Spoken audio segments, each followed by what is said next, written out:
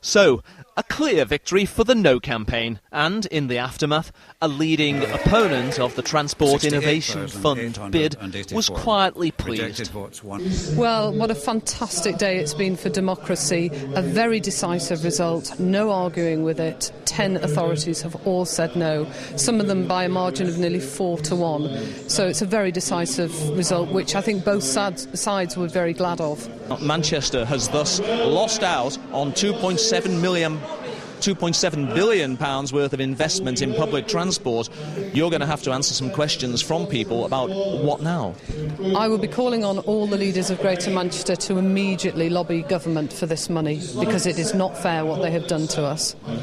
Fellow No campaigner, Councillor Dave Goddard, leader of Stockport Council, was surprised by the scale of the victory. No, we were looking for probably an 8-2. We thought Manchester would go, and perhaps another one as well.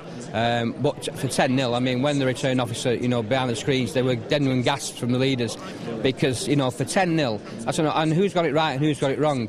Susan Williams and I and John Bibby at AGMA, fighting that lone cause. We were told in no uncertain terms by AGMA leadership, this is going to go through. This is what the people want. Well, clearly, this is not what the people want. John McGoldrick of the National Alliance Against Tolls pulled no punches. A lot of the claims have been absolute nonsense. Most of this spending, and admittedly there was going to be a large part of spending, was going to be paid for from road tolls. The official figures said that there'd be £8 billion of road tolls over the life of the scheme. They tried to deceive people, but people realised that that was going to be a blow, not just to drivers, but to the whole Manchester economy. They said it was going to create jobs. It would have destroyed jobs. But today's victory is not the end. It's the beginning, say the No campaign. No, I mean, we think that this is really the start of a conversation. The work starts here. We have objected to the particular plans put on the table.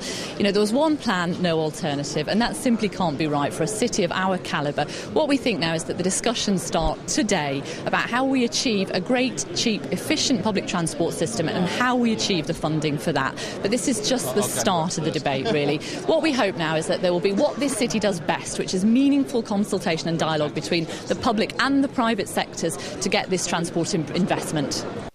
But a no vote won't cure congestion, warns Manchester Chamber of Commerce. It's back over to the politicians, I think, on this one, because, again, our members are complaining day after day about the slowness of getting around, getting the goods around Greater Manchester and getting people into work.